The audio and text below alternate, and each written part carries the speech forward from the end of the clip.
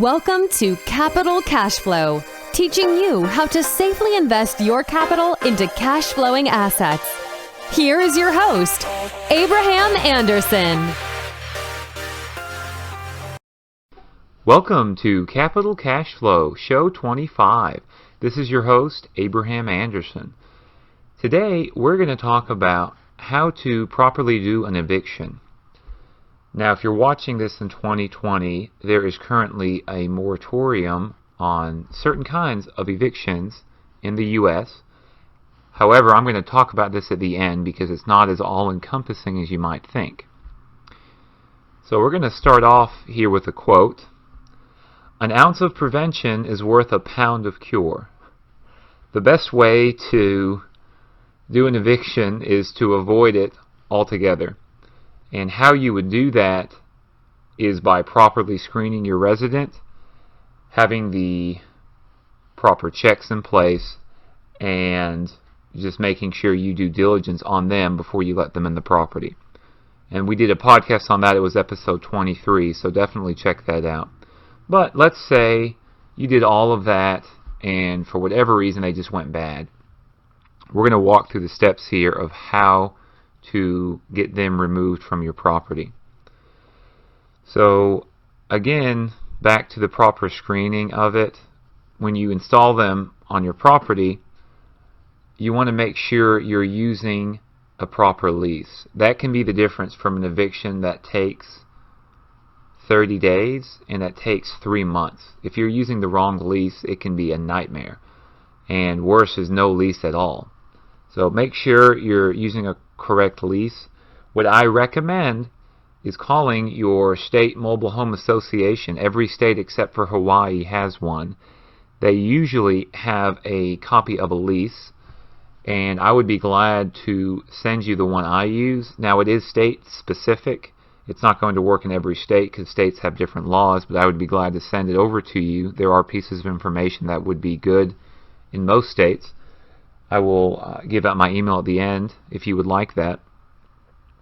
But make sure you're using a good lease. Have an attorney review a lease that you get and that you can get them out as quickly as possible.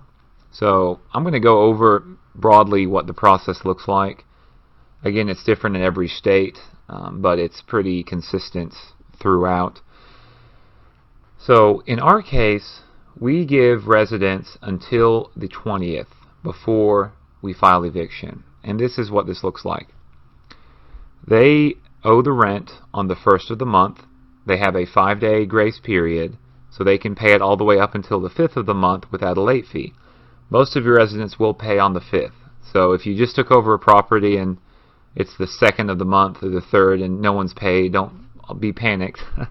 In their minds, it's really just due on the 5th, and that's pretty common. So they've got until the 5th. Now, on the 6th, they get a late fee. I recommend charging the most that your state will allow. It's not about the money. I really, truly do not care about receiving late fees. The purpose is to make an incentive for your resident to pay on time.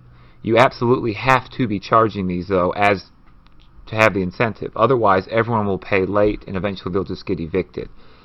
So the goal is not to get rich off these late fees. It's just to give them an incentive to pay the rent on time like everyone else.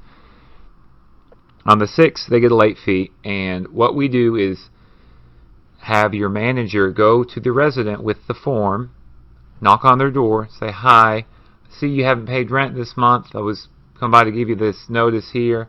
What's going on? When do you expect to get that paid?" Just be friendly about it. And they'll say, "Oh, I'm going to have it paid on the 10th here. That's when I get my next paycheck." Have your manager make a note of this. Then on the 10th, have them call them back up or go back out and say, "Hey, it's the 10th. Better to do it on the phone. Tell them it's the 10th. Make sure you get the rent in today. Would hate for you to get evicted. Eviction date's on the 20th is when we file." And just keep that conversation going. Usually, most of those who pay late end up paying before the eviction's actually filed. And it really helps to have this open line of communication to figure out what's going on. Now, what you don't want to happen is the manager goes there or you go there, knock on the door, nothing. No answer, just completely ignoring you. Usually those are ones that are going to get evicted, and that's unfortunate. It's one of your not so fun duties as a property owner. But another tip on our notices, and I'd also be glad to send you that as well, and send you a photo of the kind we use. We print them on bright pink slips of paper. One side has the legal notice saying how much they owe, when it's due, when eviction is filed. The other side says in big bold letters, September rent is past due. And this notice serves two purposes. One, it's the legal notice. But two, what we do if they don't answer the door, we can't talk to them, we will post the legal notice on the door so no one could read it. But the other end of it, everyone can read September rent is past due. And what this does is it also is like a social tactic to where the residents don't want to pay late because they don't want everyone to see that they've paid late. We've had people call us and say, hey, I just paid the rent. It's almost midnight on the 5th. I paid the rent. Please don't put that pink slip on my door.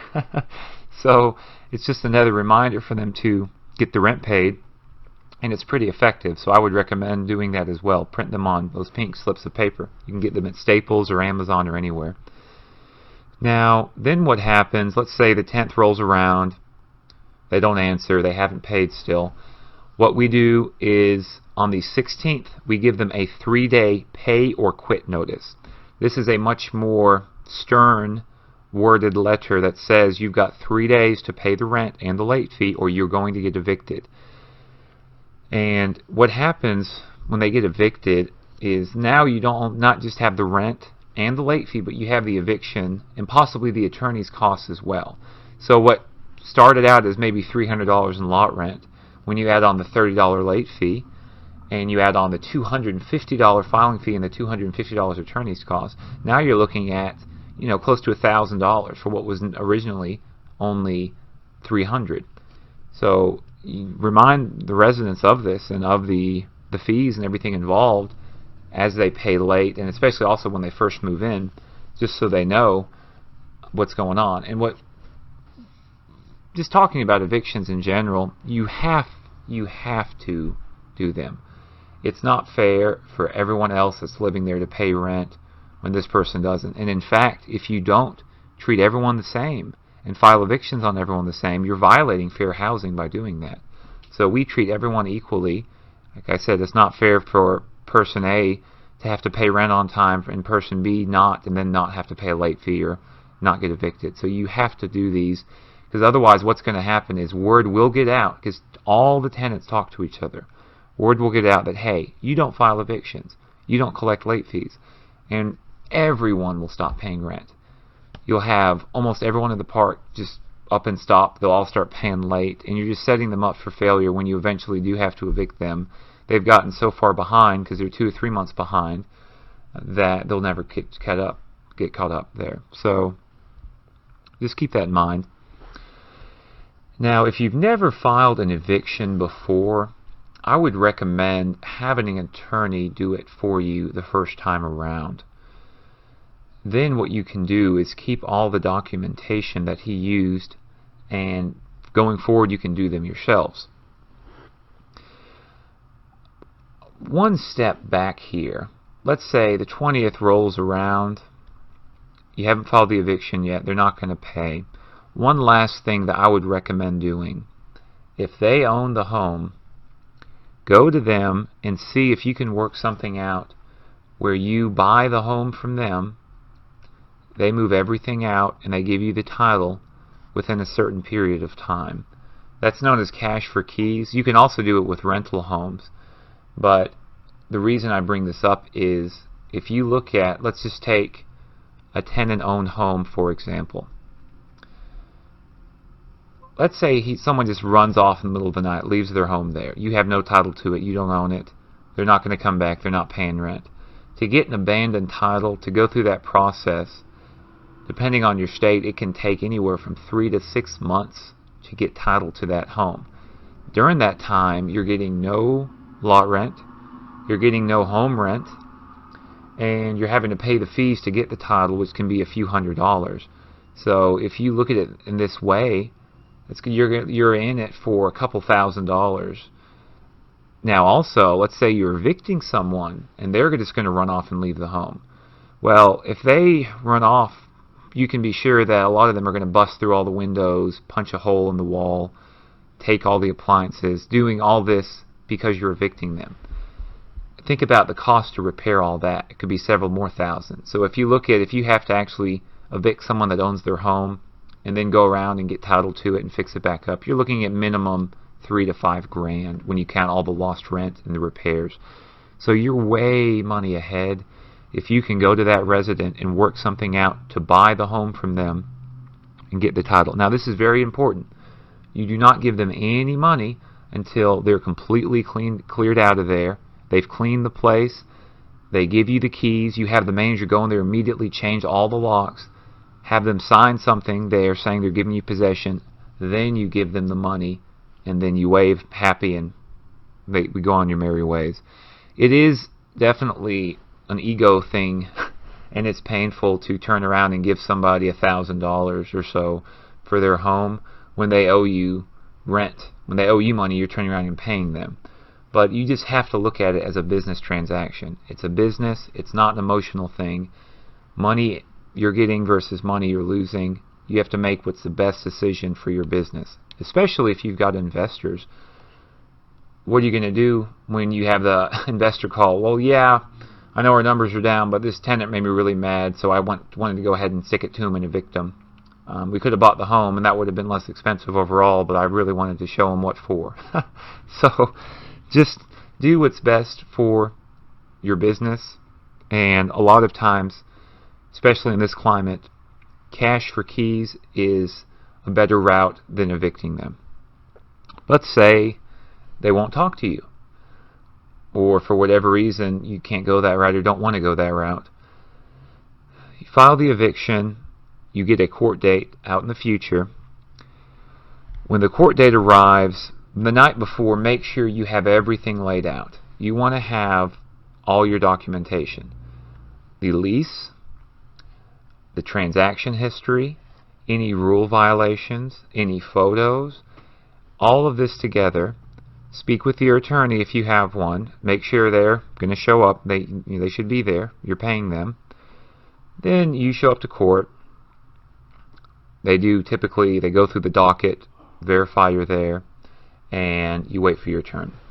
Now, if they don't show up, you automatically win. Hooray! But usually, it's about 50-50. It just depends on your state and where you're at, but most of the time they don't show up. In my case, it seems like most of them do show up, so I'm not sure if that's just where I'm at or for whatever reason. But you both get a chance to speak to the judge, talk respectfully, refer to him as Your Honor, tell them you want possession of the home, you're evicting for non-payment of rent or whatever it may be. The judge will talk to the other side, then you'll get a judgment. And I've never lost an eviction, and I've had to do a lot of them, probably close to 100, because I used to manage other people's property as well. As long as you've got all of your documentation together and you've done everything properly, you should not have any issue at all. Now, one thing that this will help you, rapport with the court matters a lot, and what that means is you want to be on good terms with all the judges, the clerks, everything else, and there's a couple ways you can do that. One thing is, if you ever file an eviction and the people get caught up, don't just not show up. Call and withdraw that eviction, because you don't want to be known as the person that just files stuff and never shows up. They don't like that. Another thing you can do is, usually after you get the eviction, they have a certain number of days to vacate. In Tennessee, it's 10 days. I always tell the judge, Your Honor, I'm wanting possession. However, if they will pay all the back rent, late fees, attorney's fees, court costs, all of it, if they'll pay it before the 10 days is up, I'm fine to let them stay. They really seem to like that a lot, because it shows that you're not just trying to kick people out of their homes. You are just wanting to get the rent. as we've talked about, it's not fair that they don't have to pay when everyone else does. So keep that in mind. So then what happens is you get the judgment, and the days pass. If, let's say they have 10 days. If 8 days has passed and they're still there, call the court, tell them that. They will get the sheriff to come out on the 10th day to remove them from the home. Then what happens, again, depends on your state, but usually you have to store their items for 30 days. It doesn't have to be in the home. You can get a storage unit or a shed or anything. Just keep them somewhere secure for 30 days. After 30 days, anything you want to keep or sell, you can, or just throw it away. Most of the time it's just old clothing or old food, or you can imagine. Oh, you can imagine. What's important on this step is once you do go in the home, take photos of everything, even film it if you can, that's better. In some situations you'll have residents come back and claim, hey, I had an antique Leonardo da Vinci painting in there, and you stole it from me, and I want it back, and you owe me $50,000 or something. So just make sure you're filming and documenting all of this, because you don't want to get in that situation. Then what happens after that time is up? Clean out the home, and you don't have to wait for the 10 days. You don't have to wait for the 30 days to be up for you to clean it out. Put it somewhere else. Clean out the home. Change the locks. Get it sold, hopefully, or rent it out to somebody again, and move on. Like I said, it's not a very fun process, but the good thing about mobile home parks versus apartments are you have much fewer people getting evicted. If they own the home and they're just paying lot rent, it's much more stable than apartments or park-owned homes where you're renting them the home, or I would assume other forms of real estate. From what I've seen and from my own personal experience, it's much more stable, much fewer evictions than apartments for sure. Now, back to the CDC. Like I said, if you're watching this outside of 2020, you can just stop this part. But otherwise, I was going to cover what this eviction moratorium means.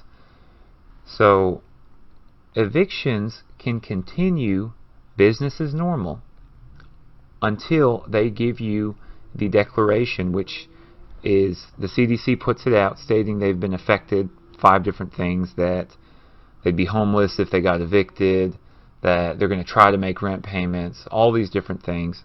If they sign this and give it to you, and you were evicting them for non-payment of rent, you have to cease. Now, don't withdraw the eviction. Call up the court, say you need this reset until January, or whenever the earliest date is in 2021. Otherwise, you'd have to refile all over again, pay all the fees and all of that. So just reset it if that does happen. We've only had one person out of 632 that this has happened with. Now, otherwise, like I said, it's business as usual. You can file evictions for any reason, just like it normally is. However, also, if it's an eviction for other than non-payment of rent, the CDC declaration is not applicable at all. For example, if they have unauthorized people living there and it's in your lease about this, and you can evict because of that, or if they have an unauthorized pet, you can file evictions for these reasons, and it's just like it is normal.